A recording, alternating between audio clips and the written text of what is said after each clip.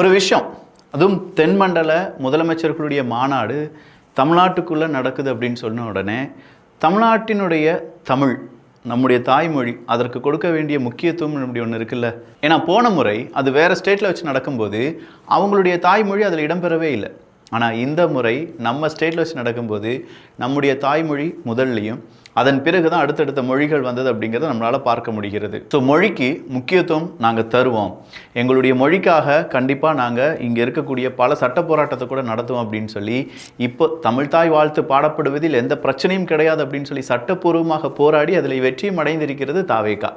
இங்கே நாங்கள் எங்களை தொட்டுப்பார், எங்களை சீண்டிப்பார், எங்களை முடக்கிப்பார் அப்படிலாம் சொல்லி வீர வசனம் பேசாமல் நமக்கு என்ன வேணும், நமக்கு என்ன வேணாம், அதை எப்படி நம்ம வாங்க முடியும், எவ்வளோ சைலண்டாக இருந்தாலும் காய்கள் நகர்த்த முடியுமா முடியாதா, மக்களுக்கு அதை அவங்களுடைய மத்தியில் கொண்டு போகிறதுக்கான முடிவுகளை நம்மால் எடுக்க முடியுமா முடியாதா, இது எல்லாத்தையுமே ரொம்ப தெளிவாக விஜய் அவர்கள் செய்து வருகிறார்கள். அதில் இப்போ தாய்மொழிக்கு கிடைத்திருக்கக்கூடிய இந்த அங்கீகாரமும் நம்முடைய தமிழ்தாய் வாழ்த்து பாடுவதற்கு இனி எந்த பிரச்சனையும் இல்லை அப்படிங்கிறது வேற லெவல் அப்டேட்டாக இருக்கும். இதே மாதிரி சில முக்கியமான தகவலை நம்ம மிஸ் பண்ணியிருந்தோம். அது என்னென்ன அப்படிங்கிறத இந்த ஒரு பதிவில் பார்க்க போகிறோம். இது தமிழ் பொக்கிஷம் வழங்கும் ஆழமான அரசியல் சதுரங்கம்.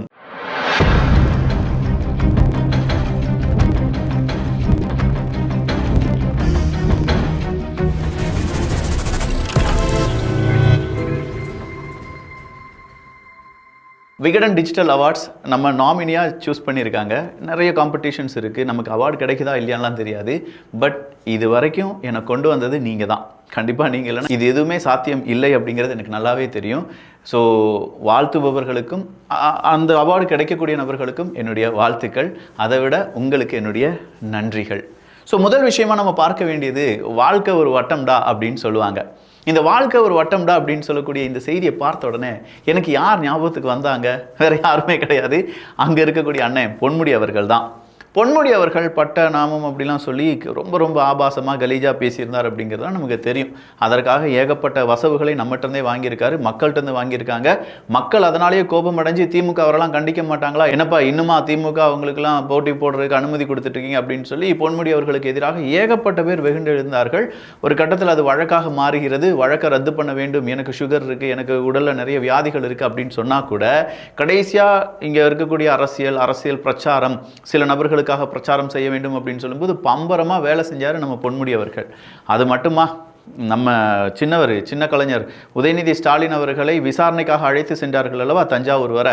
அந்த நேரம் கூட பின்னாடியே ஃபாலோ பண்ணி வந்துட்டு இருந்தார். என்னதான் உடல் உபாதைகள் இருந்தும் இயற்கையாக அவருக்கு பல பிரச்சனைகள் இருந்தும் அவர் என்ன செஞ்சார்னா உதயநிதி ஸ்டாலின் அவர்களுடைய வண்டிக்கு பின்னாடியே வந்துட்டு இருந்தார். எது எப்படி இருந்தாலும் இன்னைக்கு நான் பேசின பேச்சுக்கள் நிறைய பேர் காயப்படுத்தி இருக்கலாம், நிறைய பேருக்கு சிக்கலை உருவாக்கி இருக்கலாம். அதனால் நான் பகிரங்கமாக மன்னிப்பை கோரிக்கொள்கிறேன் அப்படின்னு சொல்லி அதற்கான ஒரு மன்னிப்பை கோரியிருந்தார். என்னதான் பெரிய ஒரு அரசியல்வாதியாக இருந்தாலும், என்னதான் பெரிய ஒரு பொறுப்புகளில் இருந்தாலும், அந்த பொறுப்பை துஷ்பிரயோகம் பண்ணி மக்களுக்கு எதிராக பொய்யாக இல்லை ஆபாசமாக கெட்ட வார்த்தை வழியாகத்தான் நான் ஃபேமஸ் ஆவேன் அப்படின்னு சொல்லி எந்த விதத்தில் நெகட்டிவாக நீங்கள் உங்களை நீங்களே ப்ரொஜெக்ட் பண்ணாலும் அது கடைசியாக ஜீரோவில் தான் நிற்கும். அதற்கு பொன்முடி அவர்களும் ஒரு உதாரணம் தான். அவருக்கு கிடைச்ச அந்த அங்கீகாரம், அவருக்கு கிடைச்ச பேரு புகழ், அவர்கிட்ட இருந்த அந்த எக்ஸ்பீரியன்ஸ், இதெல்லாம் அவர் சரியாக பயன்படுத்தியிருந்தார்னா இன்றைக்கும் மிக முக்கியமான ஒரு தலைவராக இருந்திருப்பார். காலம் அதை அவருக்கு உணர்த்தி இருக்கிறது. அவரை வசவு பண்ணவங்க எல்லாருமே இப்போ பொன்முடி அவர்கள் மன்னிப்பை கோரி இருக்கிறார் அப்படின்னு சொன்னோன்னே பெரிய மனசு பண்ணி நம்ம என்ன செஞ்சிடலாம், மன்னிச்சிடலாம். ஏன்னா அவரே மன்னிப்பு கோரி இருக்காரு பார்த்தீங்களா. மறுபடியும் நம்ம அதை மனசுக்குள்ளே வச்சுட்டு இருந்தால் நம்மளை விட நயவஞ்சகர்கள் வேறு யாருமே இருக்க மாட்டோம். இனி பொன்முடி அவர்கள் எதுவும் பேசாமல் இருந்தால் நல்லா இருக்கும். அவங்களுடைய மகனும் கொஞ்சம் அப்பப்போ லூஸ் ஸ்டாக்லாம் விடுவார். அதுவும் இல்லாமல் இருந்தால் திமுகவுக்கு வரும் காலங்களில் நல்ல எதிர்காலம் இருக்கிறதுக்கான வாய்ப்புகள் இருக்கின்றன. நான் ஏதோ கிளி சோசியல்லாம் சொல்லலைங்க. மக்களுடைய மனதில் எந்தெந்த பிரச்சனைகள் ரொம்ப பெருசாக மாற்றப்பட்டது, அது எப்படி அந்த அவங்களுடைய மனதை பாதித்தது அப்படிங்கிறதெல்லாம் கண்கூட நம்ம பார்த்ததுனால தான் இது சரியில்லை, இது சரியாக இருக்குது, இது ரொம்ப பெரிய அளவில் தப்பு பண்ணிட்டீங்க அப்படின்னு சொல்லி நமக்கு கிடைக்கக்கூடிய இன்புட்டை வச்சு, நமக்கு கிடைக்க நம்ம சின்ன மூளையை வச்சு நம்ம அரசியல் பயின்று கொண்டிருக்கிறோம் அப்படிங்கிறத வச்சு நம்ம சொல்லக்கூடிய கருத்துக்கள். இது என்னுடைய தனிப்பட்ட கருத்துக்கள் தானே தவிர இது அவரை மோட்டிவேட் பண்ணணும் இல்லாட்டி அவரை டிமோட்டிவேட் பண்ணணும் எந்த எண்ணமும் நம்மகிட்ட கிடையாது. மக்களுடைய மனதை பிரதிபலிக்கக்கூடிய ஒரு விஷயம் தான் நான் இப்போ சொன்னது. எந்த அமைச்சர் ரேஷன் அரிசி சாப்பிடுகிறார்கள், எந்த அமைச்சர் அரசு மருத்துவமனையில் சென்று சிகிச்சை எடுக்கிறார்கள்? ஏதாவது ஒரு டிசீஸ் வந்துருச்சுன்னா உடனே சிங்கப்பூருக்கு போகக்கூடிய அமைச்சர்கள் தான் நம்ம இங்கே இருக்கோம். ஸோ எங்களுடைய கொள்கையை பொறுத்த வரைக்கும், தாவேகாவினுடைய கொள்கையை பொறுத்த வரைக்கும் நம்ம ஊரில் சிகிச்சை எடுத்துக்கொள்ள வேண்டும், அதுவும் ஃப்ரீயாக அரசு மருத்துவமனையில் சிகிச்சை எடுத்துக்கொள்ள வேண்டும். இங்கே இருக்கக்கூடிய நம்முடைய குழந்தைகள், அதாவது அரசியல்வாதிகளுடைய குழந்தைகள் யாராவது அரசு பள்ளிகளில் படிக்கிறாங்களா அப்படிங்கிற ஒரு கேள்வியும், நாமெல்லாம் ரேஷன் அரிசி சாப்பிட்றோமா அப்படின்னு சொல்லக்கூடிய ஒரு கேள்வியும் உருவாகி கொண்டே இருக்கிறது. தீபாவளிக்கு பிறகு கண்டிப்பாக எல்லாரும் சாப்பிட்ற மாதிரியான அரிசி ரேஷன் கடையிலிருந்து கொடுக்கப்படும். அதுதான் எங்கள் மிக முக்கியமான திட்டமாக இருக்கிறது அப்படின்னு சொல்லி தாவேகா சொல்லியிருக்காங்க. இது மட்டும் நடந்துருச்சுன்னு வச்சுக்கோங்களேன், ரேஷன் அரிசி எவ்வளோ ஏழைப்பாழைகள் அதனால் உயிர் வாழ்ந்துட்டு இருக்காங்க. நிறைய பேர் இப்போதும் ரேஷன் அப்படிங்கிற விஷயத்தை நம்பி தான் இருக்காங்க அப்படிங்கிறது நம்ம பலருக்கும் தெரியாது. ஏன்னா நம்மலாம் அப்பர் மிடில் கிளாஸ் இல்லாட்டி லோவர் கிளாஸ்லேருந்து கொஞ்சம் மேலே வந்திருப்போம். நமக்கான அரிசியை நம்மளே வாங்கி சாப்பிட்றதுக்குலாம் ஓகே தான். ஆனால் நீங்கள் இப்போவும் குக்கிராமங்கள்லாம் போனீங்கன்னா, இல்லை சாதாரணமாக ஒரு கிராமங்கள்லாம் போனீங்கன்னா, அந்த அரிசிக்காகவே அந்த அரிசி கிடைக்கும், அதை வச்சு நம்ம சாப்பிட்றலாம், அதை வச்சு நம்ம சமைச்சிடலாம் அப்படின்னு சொல்லி ஒரு குடும்பமே இருக்கும்.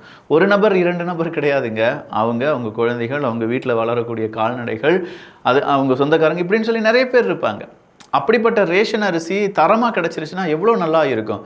ஆனால் இங்கே ஒரு சொசைட்டி இருந்துச்சு, அவங்கள மனுஷனாவே பார்க்க மாட்டாங்க. கருப்பு அரிசியாக இதனாலும் போட ரேஷன் அரிசி தானே, ரேஷன் அரிசி போடுறதே பெரிய விஷயம், இதில் இவங்களுக்கு இதெல்லாம் வேறையா, அது நீங்கள் இலவசங்கிறது ஒன்று கிடையாது, அதெல்லாம் அவங்க உரிமை.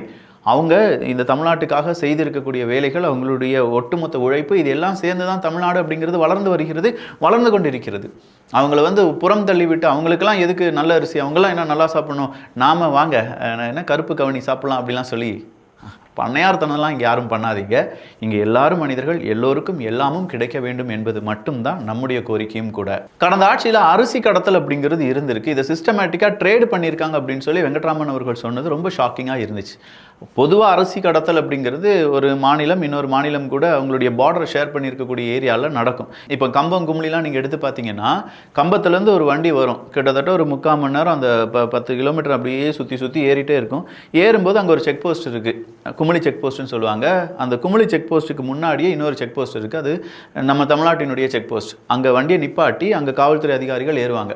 அந்த காவல்துறை அதிகாரிகள் நம்ம வண்டியில் வச்சுருக்கக்கூடிய பேக்கெல்லாம் செக் பண்ணுவாங்க. எதுக்கு சார் இந்த பேக்கெல்லாம் செக் பண்ணுறாங்க அப்படின்னு கேட்டால், இல்லை தமிழ்நாட்டிலேருந்து ரேஷன் அரிசியை கடத்தி கேரளாவுக்கு கொண்டு போகிறாங்க அப்படின்னு சொல்லுவாங்க. ஸோ இது என்னதை பிரதிபலிக்குது அப்படின்னா, ஒரு மாநிலத்திலேருந்து இன்னொரு மாநிலத்துக்கு போகும்போது இங்கே அரிசி கடத்தல் அப்படிங்கிறது இருக்குங்க என்பது தான்.